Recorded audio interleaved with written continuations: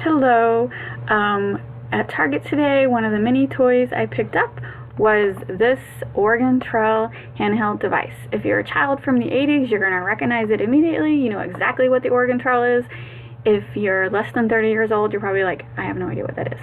And the only reason you might know what it is because Geico just released an Oregon Trail commercial where the little gecko is on the Oregon Trail. It's very funny, and you probably didn't even get that commercial if you're younger than 30, but if you're older than 30, you think that commercial is hilarious. So anyway, the Oregon Trail, this is a handheld computer device. I have not taken it out of the box yet. I will, and I will do a review after I play it. I just wanted to do this intro real quick while it was still pretty in the box. This was $24.99 at Target. It says it's a Target exclusive, but I did Google it real quick and I saw it on Amazon, so I don't really know how exclusive it is. But anyway, the Oregon Trail was an educational game back in the 80s where you survived the Oregon Trail, and whether you survived or not depended on the choices you made, depended on what you chose as your occupation, what food you picked up, who your friends were, etc. At the end of the game, either you lived or you died. It was very interesting back then.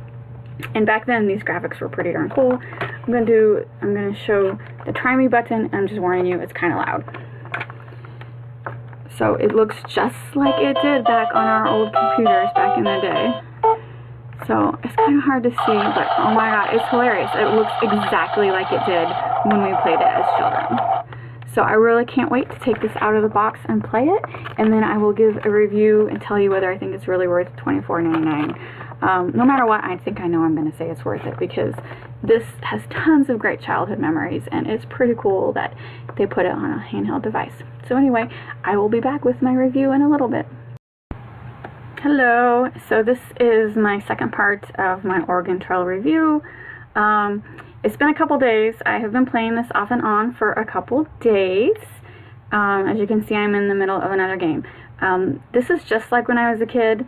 I've died a lot, several times. I have yet to make it all the way to the end of the Oregon Trail.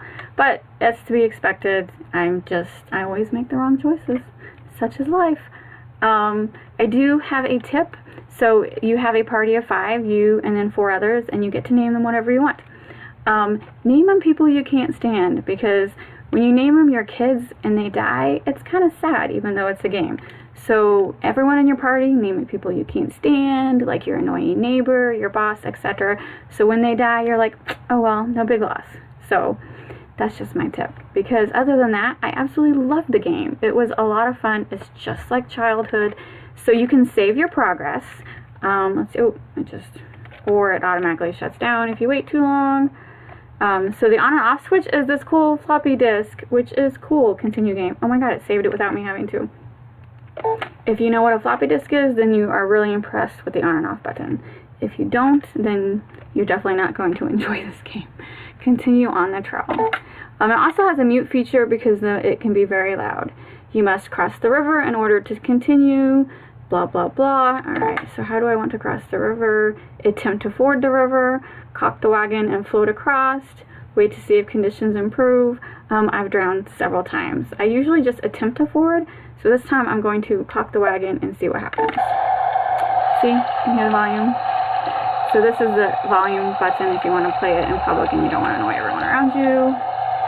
So come on, I'm crossing the river. Did I make it to the other side? You had no trouble floating the wagon across. First time! I made it! Alright, that's cool.